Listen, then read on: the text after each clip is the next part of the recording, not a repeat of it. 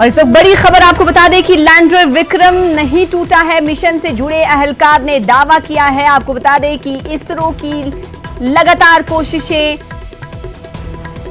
देखने को मिल रही हैं। लैंडर से राब्ता बहाल करने की कोशिशें भी इसरो लगातार कर रहा है। गुज़िश्ता दिनों हमने देखा था कि जब विक्रम लैंडर्स चांद की सतह पर उतरने के लिए कोशिश कर रहा था, उस दौरान खबर ये आई थी कि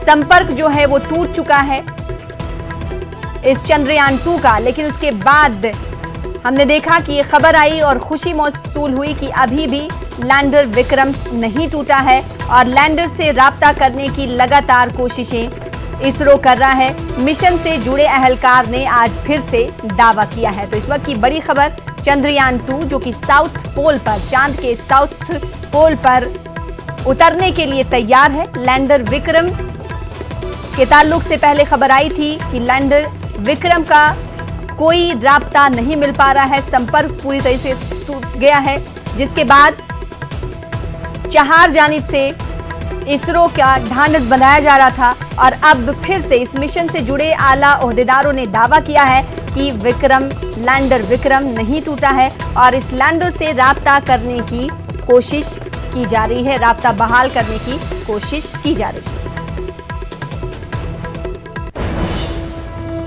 आगे बढ़ेंगे। आजम खान